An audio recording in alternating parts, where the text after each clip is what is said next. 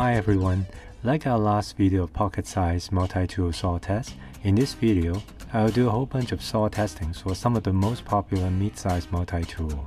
They include Gerber Flik, Leatherman Wave, Leatherman Wave Black Oxide, Leatherman Rebar, Leatherman Sidekick, Leatherman Signal, Victorinox 108mm Mauser, Victorinox 111mm one-hand opening trekker, Victorinox 111mm non-one-hand opening trekker, and finally Victorinox Spirit.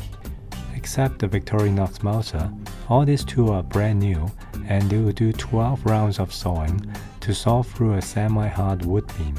Like the previous video, I will follow a schedule that will alternate the order of testing so there will be less favoritism towards who go first or last. And after the sawing, we will do some scraping tests to see whether the saw has other usage other than sawing. At the end, we will do some detailed analysis and share with you some of my personal thoughts. So here are our contestants and their results. The first tool is Gerber Flik. I have to say the plier release buttons make the handles really uncomfortable to use, and I have to start wearing gloves after round 3 so I'll be able to continue. Taking away the fastest and slowest sawing time, it has an adjusted average sawing time of 247 seconds. It is about 93% slower than the group average. The saw on Gerber Flik passed the scraping tests I did. Wave is one of the most popular mid-sized Leatherman tool, and it has been so since the original first came out in 1998. Like most Leatherman, it has a saw working on the pull stroke. Ergonomic is pretty good, but once in a while I do notice the edges from the handles. Taking away the fastest and slowest sawing time, it has an adjusted average sawing time of 105 seconds. It is 18% faster than the group average. Wave did a good job passing all the tasks in scraping tests. Wave Black Oxide is just the same Leatherman Wave with black oxide coating. In the past, there are reports about black oxide being easily rubbed off during first few uses, but I found that it's not true in my case. The geometry and handling is identical to Leatherman Wave. Taking away the fastest and slowest sawing time, it has an adjusted average sawing time of 115 seconds. It is about 10% faster than the group average. Wave Black Oxide also did a good job passing all the tasks in scraping tests. Leatherman Rebar is the modern version of the original 1980s Leatherman BST. All the tools are inside the handles, so it offers a smooth, comfortable handle, which is great for sawing. Taking away the fastest and slowest sawing time, it has an adjusted average sawing time of 102 seconds. It is about 20% faster than the group average. For the scraping tests, Rebar did a good job passing all the tasks. Sidekick is an entry-level multi-tool Leatherman introduced in 2011. The saw is a little shorter than most Leatherman mid-size models, but the streamlined handle is comfortable to hold on to. Taking away the fastest and slowest sawing time, it has an adjusted average sawing time of 107 seconds. It is about 16% faster than the group average. And for the scraping tests, Sidekick also did a good job passing all the tasks. Signal is one of the latest Leatherman offering, released in 2015, and it is targeted for outdoor use. It hosts the same saw as Leatherman Wave. It has a busy handle crowded with many functions attached on it, and a carabiner clip at the end, which makes the handle a little shorter. In general, the handle is not optimized for sawing. Taking away the fastest and slowest sawing time, it has an adjusted average sawing time of 113 seconds. It is about 12% faster than the group average. Signal did well passing all the tasks in the scraping test. Victorinox Mauser is a discontinued model. I purposely put this tool to test because it has one of the most aggressive saw for all the multi-tools. The handle is comfortable to grip, but I have to exert extra force to hold on to the handle since the teeth is so aggressive. Taking away the fastest and slowest sawing time, it has an adjusted average sewing time of 167 seconds. It is about 31% slower than the group average. In the scraping test, Mauser did well, passing all the tasks. 111mm one-hand opening trekker is one of my favorite outdoor models from Victorinox, and its sibling, the 111mm Soldier, is a popular choice for many militaries around the world. It hoses a good saw similar to the regular 91mm models, but much longer. Taking away the fastest and slowest sewing time, it has an adjusted average sewing time of 90 seconds. It is about 30% faster than the group average. One-hand opening trekker did well, passing all the scraping tests.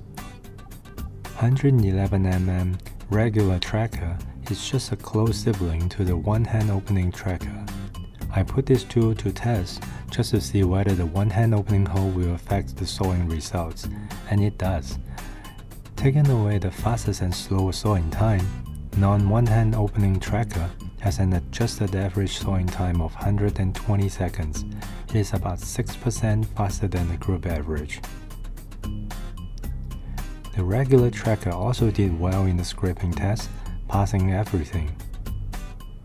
Spirit is the most popular plier-based multi-tool from Victorinox.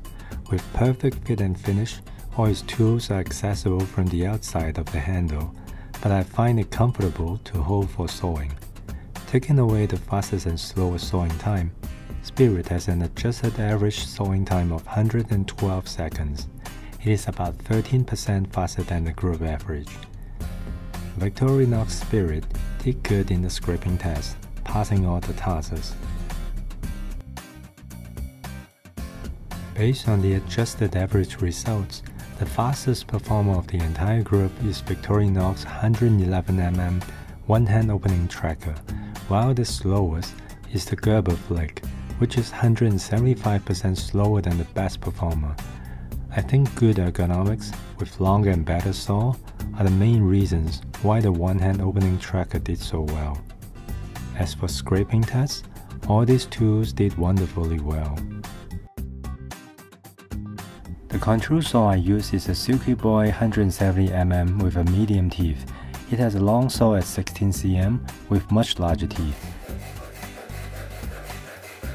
Eliminating the fastest and slowest time, the adjusted average after 12 rounds of sewing is 22 seconds.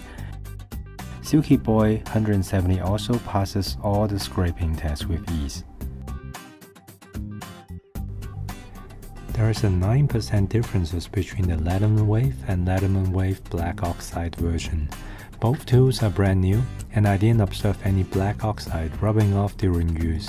Accounting for possible variance on wood density and human error, I think the difference is not significant enough to make that call. If we compare the results between two Victorinox 111mm trekkers, the one-hand opening version performs distinctly 34% faster than the regular trekker. While we cannot disregard the possibility of human error and factory defect, I do notice it is easy to use the saw with the opening hole, which possibly gives extra leverage during the push and pull strokes. So from the result standpoint, I would say the one-hand opening trekker saws a little better. I think that's difficult to say. Victorinox one-hand opening trekker uses a longer neutral teeth saw, and it is the best performer of the group. In contrast, Victorinox 108mm Mauser uses a really aggressive pull-stroke only saw, but it really falls behind Leatherman's Wave, Rebar and Signal, which all uses less aggressive pull saw. My answer to this question is everything matters, not just pull or push. Let's look at how dispersed are the sewing results, and assume lower standard deviation as a sign of good ergonomics and less learning curve. The worst performance tends to have higher deviation, while the best performer has less deviation.